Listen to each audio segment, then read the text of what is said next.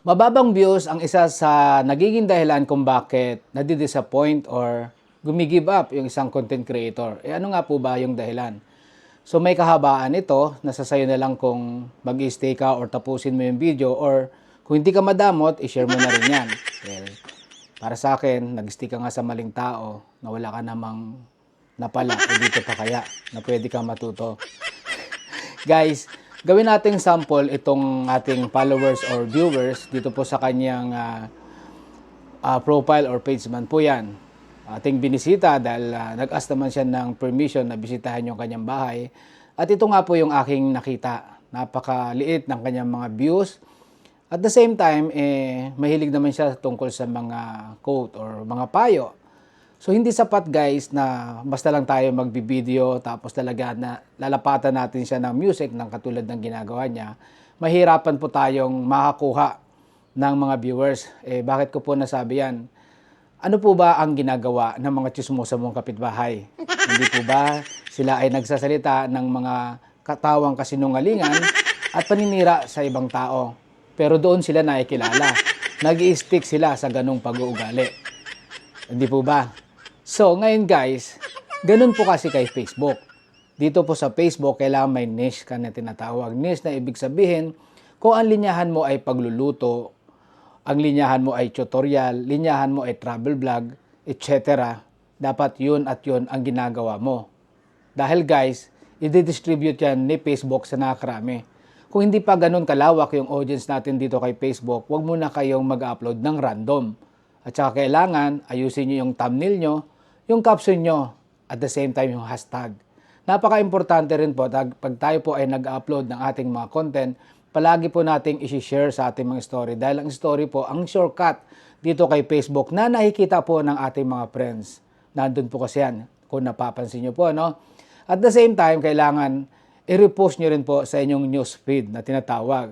I-share nyo po sa inyong mga group o sa inyong mga kamag-anak kung meron pa kayo natitirang kamag-anak o kaibigan.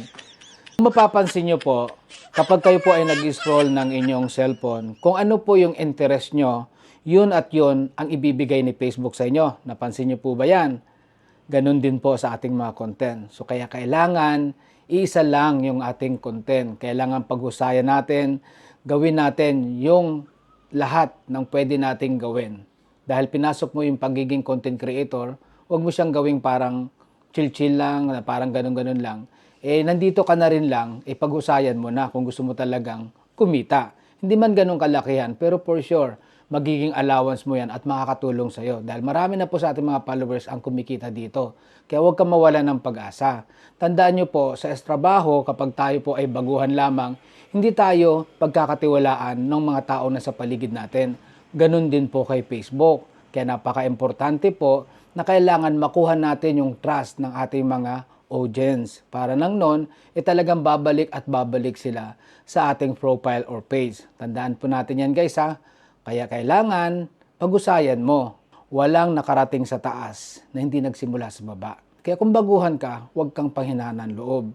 Dahil hindi naman tayo sikat, tayo ay nagpapasikat lamang. Kaya kung mapapansin nyo po, meron po akong dalawang page at isang profile. Dito po sa profile ko, sinisimulan ko na puro advice yung ginagawa ko. Dito naman sa Ilin Island, puro dun sa travel vlog at mga kalokohan. At dito naman po sa aking Note Palaboy Facebook page, yan po puro tutorial. Bakit ko po ginawa yan? Kasi napapansin ko nga, kapag random po ako nag-upload ng mga video, nalilito yung aking mga viewers or followers. Kaya much better, magkaroon po kayo ng isang niche lang. As much as possible. Okay lang po kung paminsan-minsan haluan natin siya ng ibang content. Pero kailangan mag-stick tayo sa isa. Parang sa jowa mo lang din yan. Okay lang na tumingin ka ng iba, pero kailangan doon ka pa rin uwi sa original. Parang iba pa yung naging advice ko. Makabatukan ako ng mga misis dito at saka mga kababayan. So bumalik po kayo dito kay Note Palaboy dahil dito po for sure worth it na balik-balikan yung tutorial natin. So salamat po sa lahat po nating mga subscriber at the same time sa ating mga followers. Don't forget to subscribe kung meron naman po kayo. At syempre, shout out po sa lahat ng ating mga followers. Bye!